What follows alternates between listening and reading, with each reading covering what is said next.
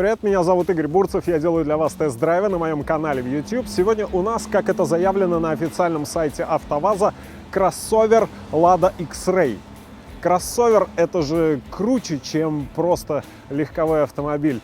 Видимо, поэтому там так и написано. Но в любом случае, когда я ехал менять Ладу Весту на Ладу X-Ray, я был внутренне готов к тому, что я не понижаю градус, а как раз наоборот.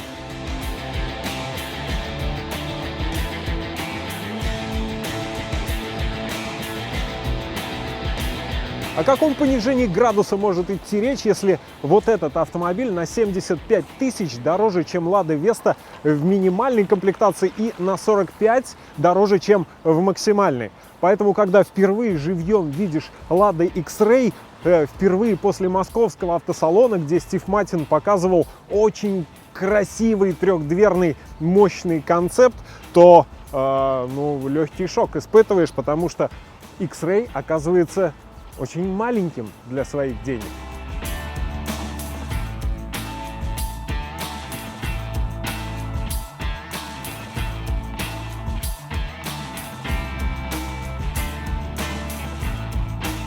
Понятно, что это платформа B0 и кровный брат этого автомобиля Renault Sandero, с которым у него разница в колесной базе всего 3 мм. Но есть же еще Vesta, у которой при меньшей стоимости колесная база на 41 мм больше. Есть еще Renault Duster, у которого колесная база больше на 81 мм. И при сопоставимых деньгах вы можете купить его и с автоматической, нормальной автоматической коробкой передач, и даже с полным приводом, чего у Lada X-Ray нет и не будет. Поэтому продавцам в салоне придется очень активно работать, чтобы объяснить, почему надо купить Lada X-Ray, а не его кровного брата, ни Весту, ни Duster.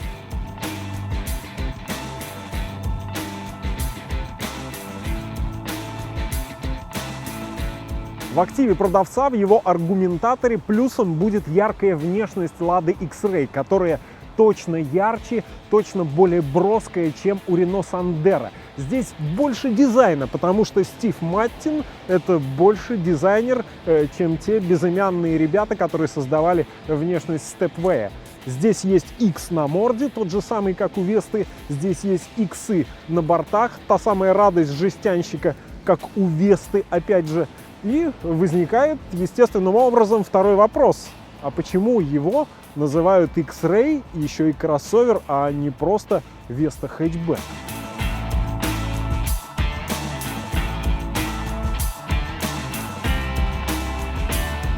Вот если бы такие пластиковые зубы, ребра были по бокам у Lada X-Ray, она была бы похожа хотя бы на псевдокроссовер. А так, кроме 190 мм под брюхом и вот этого икса на шильдике, больше я псевдокроссоверных даже деталей здесь не вижу. Вижу вот такой фонарь, росчерк Стива Маттина. Такую штуку видишь, сразу понимаешь, что здесь был Стив. Это капелька Volvo. Только вот в этой капельке вижу галогеновую лампочку, что на сегодняшний день уже, мне кажется, мавитон. Багажник открывается с кнопки, и вот такой он малюсенький. 361 литр полезного объема. Он довольно узкий, довольно черный. На 120 литров меньше полезного объема, чем у Lada Vesta. Зачем-то сделали вот такое двойное дно. Оно не фиксируется в верхнем положении.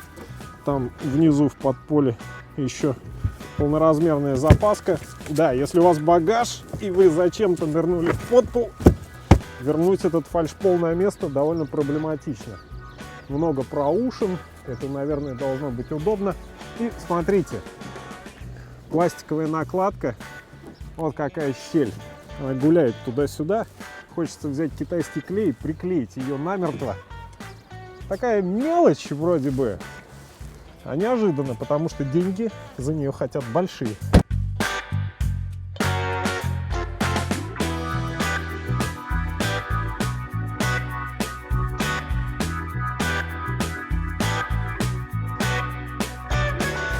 Задний ряд Lada X-Ray.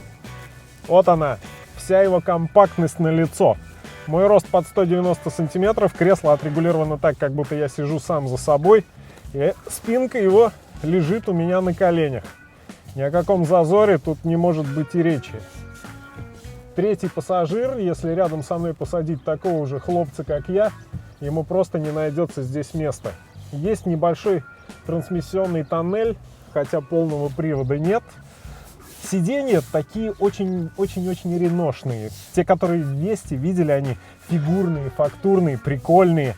Здесь все гораздо проще, круглее, пухлее.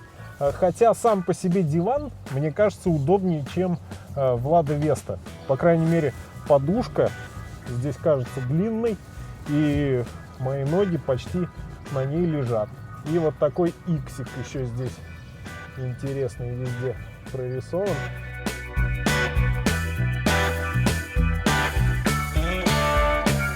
Тот же самый X, тисненный на ткани. И то же самое стремление сделать меня гимнастом. То есть я сажусь в это кресло, у меня полностью отсутствует возможность регулировки поясничного подпора, но кресло выгнуто вот так. И в этом положении я должен перемещаться постоянно. Неудобство еще усугубляется тем, что руль, вот этот вестовский руль, на котором не хватает кнопочек в нашем варианте, он регулируется только по высоте, причем в очень узком диапазоне. Я бы хотел его немножко ниже опустить, но могу единственно поднимать его выше. По вылету у Lada X-Ray регулировки, увы, нет. При том, что вот наш этот автомобиль стоит 700 тысяч рублей в этой комплектации.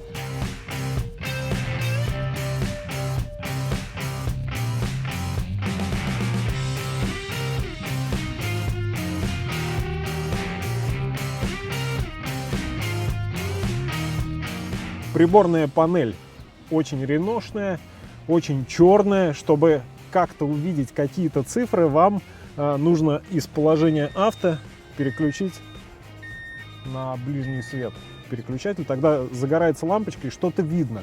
Правое окошко — это яркий синий зачем-то дисплей бортового компьютера. Компьютер, в отличие от вестовского, листается все очень просто, логично.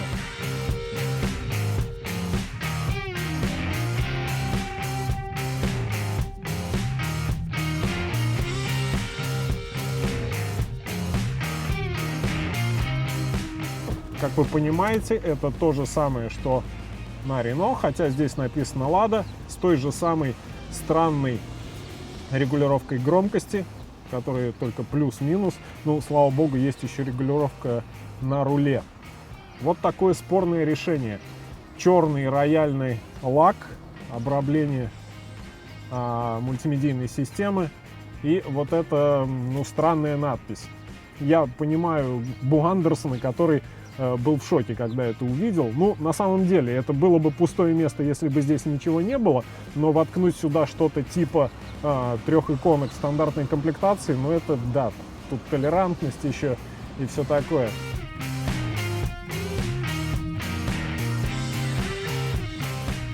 А вот эта штука — это большая заглушка. Смотрите, она гибкая, она черная. Вот этот странный карман, в который ничего не положишь, из него все выпадает. Мертвая кнопка, прикуриватель, маленький подстаканник, парковочный радар у нас здесь отключается. Кстати, такое решение я еще приму, в отличие от расположения кнопки обогрева сидения. Реношное вот такое расположение, смотрите. У меня водительская, с моей стороны точно так же кнопка расположена.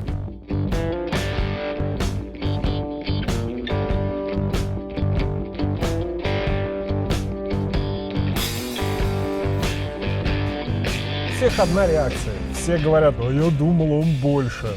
Потому что на картинках снимают все очень хитро.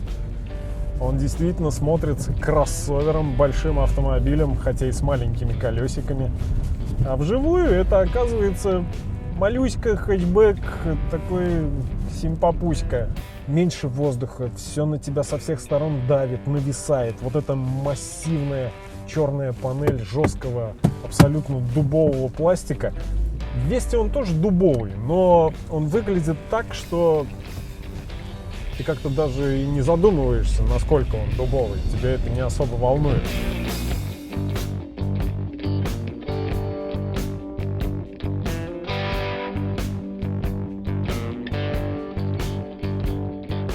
Надо было к чему-то привязаться каким-то образом к Иксу матиновскому, а слов на букву на самом деле приличных не так много.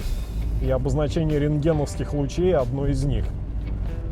Ну, нормальное, громкое имя. Почему оно досталось вот этому малюсенькому хэтчбеку, мне непонятно. Надо было все-таки потерпеть, построить нормальный, красивый, мощный кроссовер и назвать его X-Ray.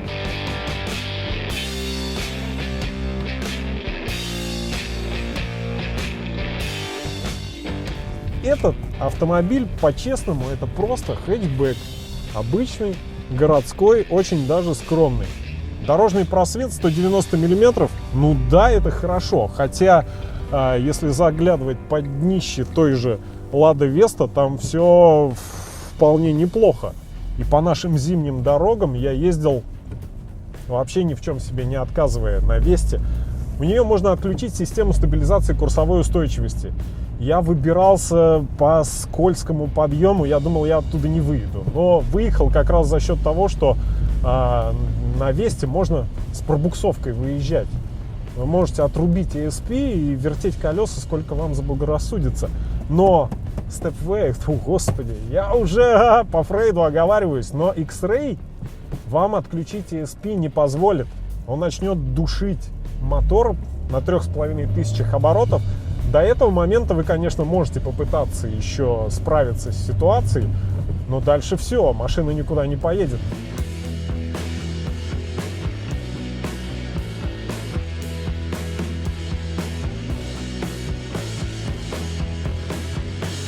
У Renault Sandero Stepway, в отличие от обычного Sandero, у него есть набор такой Adventure. Он детский, понятно, что это игрушечный, это пластик, это набор Лего такой, который навесили на машину, на клею, на клипсы. Обдери их, и это будет тот же самый обычный хэтчбэк. Но в X-Ray даже этого нет. Одна нашлепка на корме, она не решает.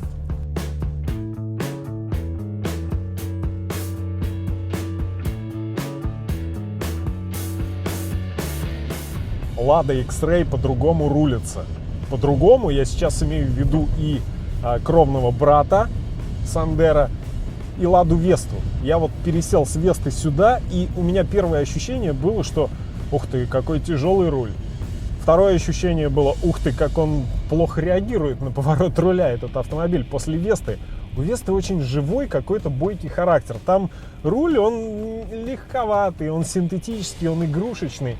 Но вы быстро находите с ним общий язык, и с автомобилем вы начинаете чувствовать его от носа до кормы. Это прикольно, и на скорости Веста едет, она держится курса. Ну, поставил, поехал.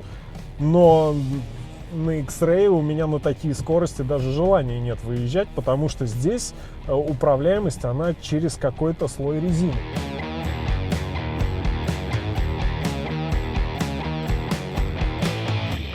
У Sandero мне походка нравилась больше, чем у X-Ray.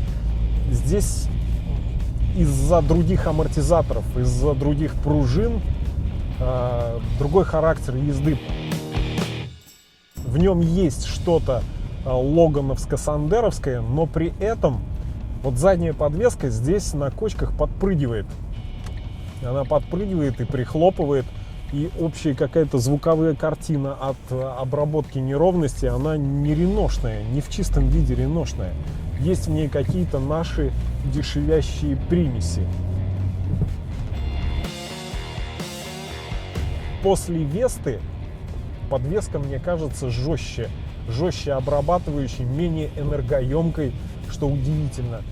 Вот в вестовской походке я говорил, что она похожа на Логан, который легко привстал на цыпочки и вот так на цыпочках перебирается. У X-Ray ощущение тяжести, монолитности.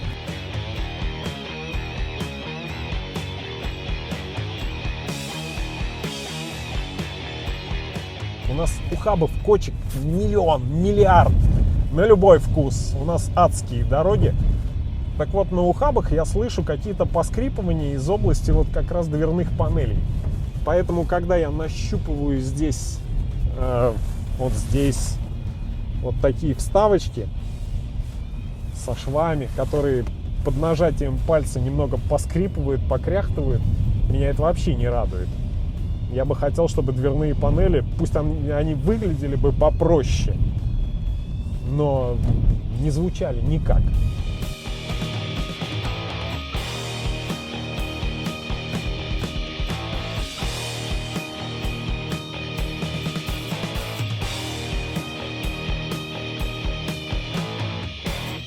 Чем лучше Lada X-Ray, чем Sandero? Дизайном.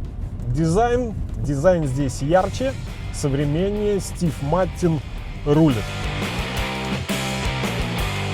Еще один плюс X-Ray по сравнению с тем же Sandero — правильное расположение монитора мультимедийной системы.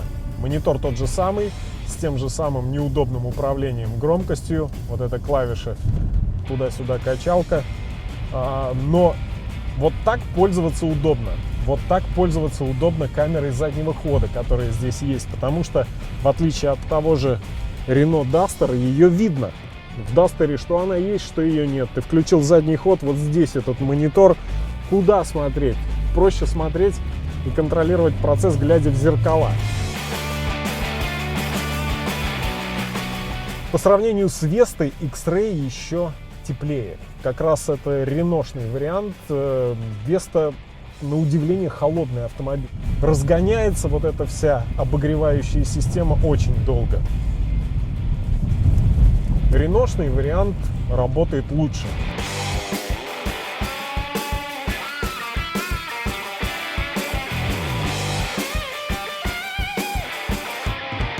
У X-Ray лучшая ситуация с моторами, чем у Sandero.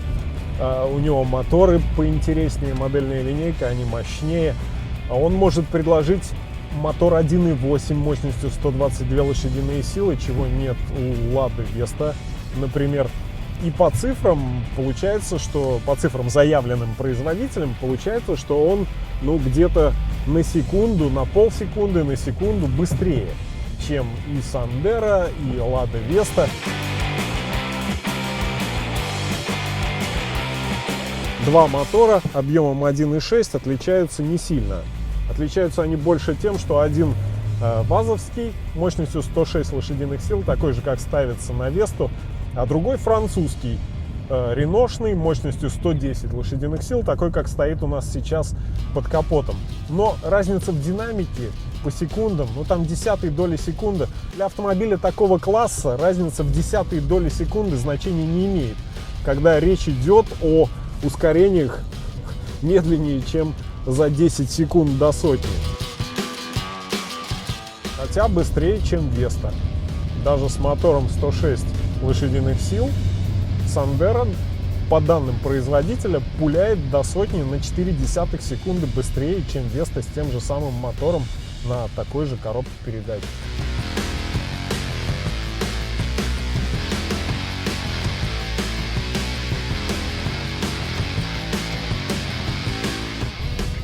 Цена, да, вот проблема основная X-Ray. Непонятное ценообразование. 589 тысяч рублей минимальная цена, 723 тысячи максимальная цена. Но в этом ценовом диапазоне, вот сейчас у меня машина за 700 тысяч рублей на механике с мотором 110 лошадиных сил и не всем доступным набором опций, который мог бы за эти деньги оказаться здесь, будь это Веста.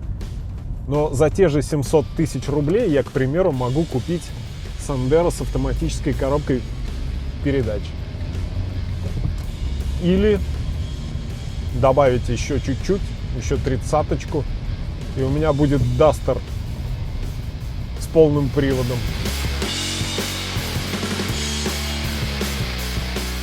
Машина неплохая. Вот X-Ray в целом, если смотреть его отдельно от всех, если бы не было Sandero, если бы не было Весты, X-Ray очень даже неплохой автомобиль, и, возможно, за него можно было бы заломить 1600-700. Но они же все есть, и человек, который смотрит на X-Ray, он держит в уме варианты.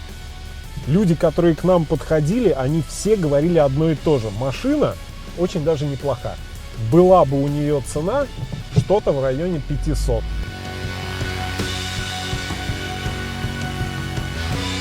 Для меня X-Ray это такой своеобразный усилитель вкуса Lada Vesta получился. На фоне него успех вазовских конструкторов и дизайнера Стива Матина выглядит очень рельефно. Мне непонятна мотивация человека, который может, выбирая между Vesta и X-Ray, выбрать X-Ray. Наверное, это должно звучать так, что я хочу хэтчбэк от Стива Матина, производства Lada и точка.